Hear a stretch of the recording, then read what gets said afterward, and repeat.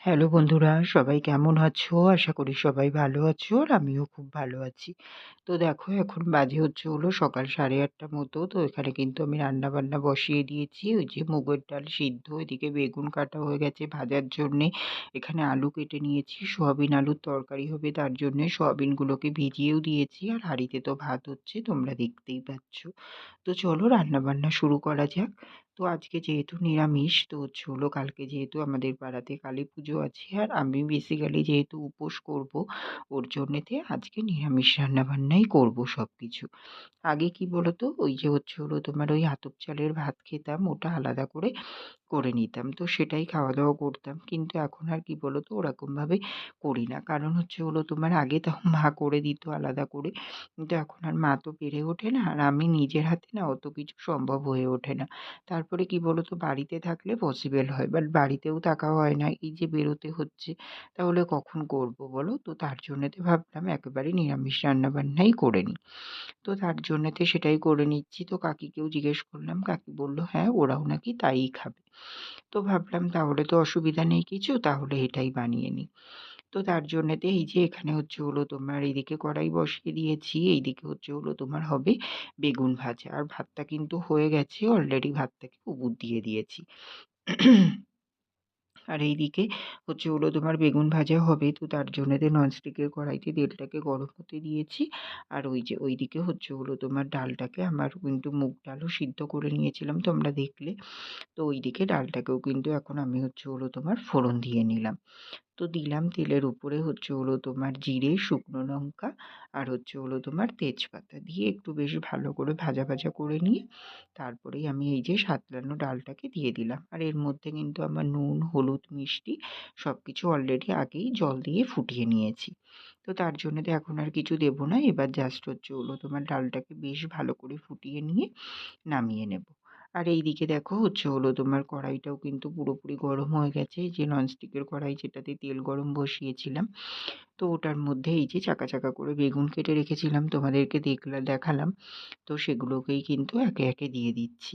আর বলো না সকালবেলাতে রান্না হবে, একদমই রান্নাঘরে জল শেষ হয়ে গেছিল। তো দিদি চলে গেছিল জল আনতে, তো আমি আর বসে না থেকে না আজকের সবজিগুলো সব আমিই কেটে নিয়েছিলাম। এই যেমন ধরো বেগুন, তারপরে হচ্ছে হলো তোমার ওইদিকে আলু, সোয়াবিনের আলু এগুলো। তো দেখো এইদিকে হচ্ছে হলো তোমার রান্নাবান্না সবই কমপ্লিট হয়ে গেছে। আর এই যে হচ্ছে হলো তোমার লাস্টে আলু সোয়াবিনের তরকারিটা করে নিলাম। তাহলেই কিন্তু আজকে রান্নাবান্না কমপ্লিট হয়ে গেল। এই যে একটু লাস্টে সাই গরম মসলা দেবো, দিয়ে এবার হচ্ছে হলো তোমার হালকা ফুটিয়ে নিয়ে নামিয়ে নেব। তো চলো আজকে তো হালকা পাতলার উপরেই রান্না করলাম, মুগের ডাল, বেগুন ভাজা, আলু সোয়াবিনের তরকারি। তো এই রান্নাগুলোই হয়েছিল আজকে। নিরামিষ দিন বলে এই রান্নার উপরেই করে নিলাম। তো চলো রান্না বান্না তো কমপ্লিট হয়ে গেল, আমি আবার পরে আসছি তোমাদের সামনে। হ্যালো বন্ধুরা, তো দেখো এখন বাজে হচ্ছে হলো তোমার রাত্রি 11টা মতো। তো অনেকক্ষণ বাদেই তোমাদের সামনে আসছি। সেই তো হচ্ছে হলো তোমার সকালে এসেছিলাম, আজকে আর দুপুরে অন্যদিন আসি, আজকে দুপুরেও তোমাদের সামনে আসা হয়নি।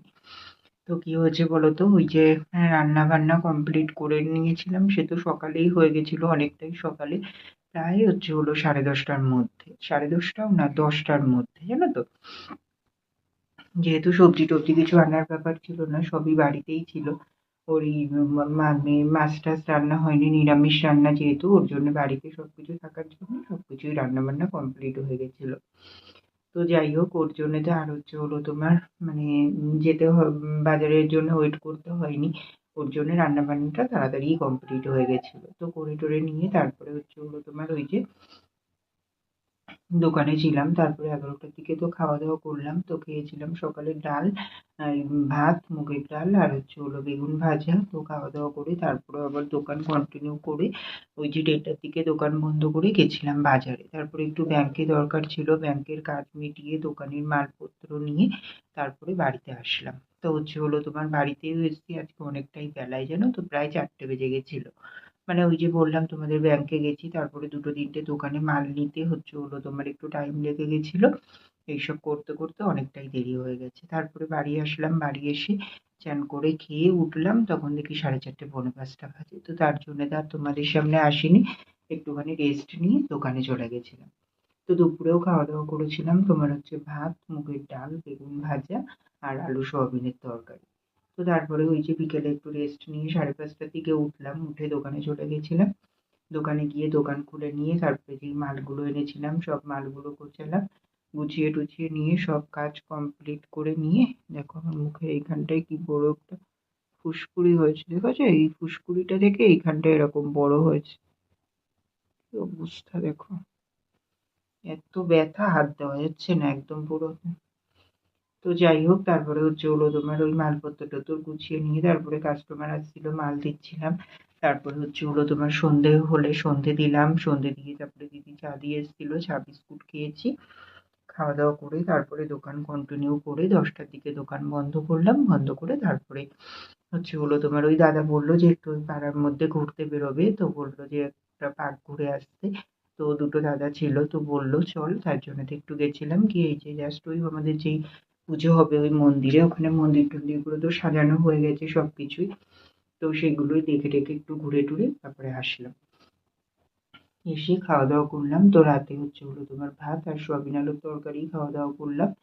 তো এই তো হলো লাস্ট খাওয়া দাওয়া, কালকে তো আর কোনো খাওয়া দাওয়া হবে না আমার, উপোস বুঝতেই পারছো তো। একদম এই যে রাত্রিরে জল খাবো, রাত্রি 12টার পর আর কিছু খাবো না, একেবারে আবার খাবো সেই হচ্ছে হলো কালকে আর না, পরশুদিনকে সকালবেলা, ঠিক আছে?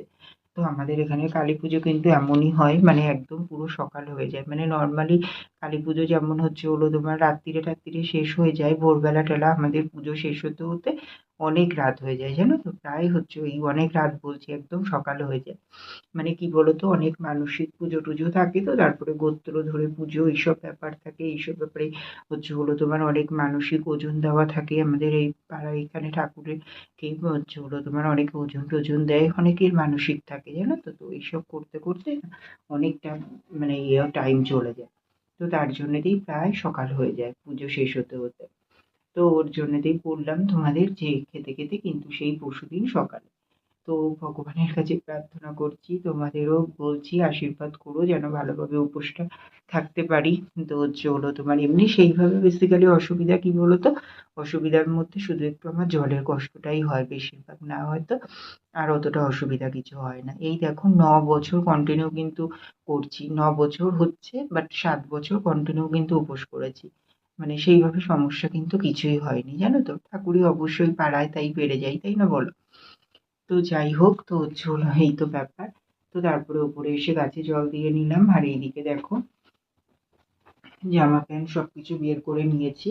এই যে দেখো প্রথমে কোথা থেকে দেখা যাচ্ছে, ওই যে চাদরটা বলে দিই, চাদরটা নিয়ে নিলাম কেন বলো তো, যদি হচ্ছে হলো তোমার ওই সকালবেলাতে আমাদের এখানে পুজো শেষ হয়ে যাওয়ার পরে তারপরে ওই যে তোমার আমাদের হচ্ছে হলো তোমার ওই যে পুজোর প্রসাদ দেয়, এবার ওটা আনতে যাওয়ার সময় না, তখন তো ভোরবেলা একদম সকালবেলা পুজো শেষ হয়ে গেলে আর সকালের দিকে না একটু ঠান্ডা ঠান্ডা ব্যাপারটা থাকে, তো তার জন্যতে ভাবলাম যে হচ্ছে হলো তোমার ওই ইয়েটা নিয়ে নিলে পড়তে পারবো, মানে চাদরটা যদি ঠান্ডা লাগে, কারণ ওই চাদর টাদরগুলো বেসিক্যালি দিদির ঘরে থাকে।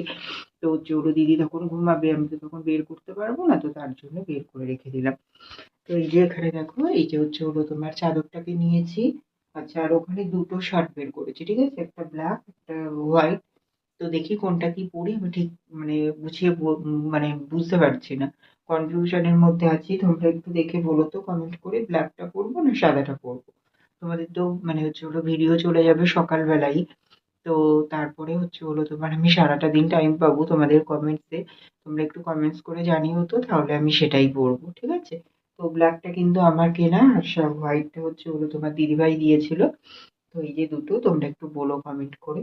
আর ওখানে ওই যে গেঞ্জি রুমাল গুছিয়ে নিয়েছি, এখানে আছে হচ্ছে হলো তোমার একটা হাফাতা গেঞ্জি, ফুল প্যান্ট, এগুলো হচ্ছে দুপুরে পরবো, ওই যে মানে হচ্ছে হলো তোমার পুজোর উপোসের জন্য দুপুরে নখ কেটে চান করে আসবো, এসে তারপরে এই জামা প্যান্ট গুলো পরবো।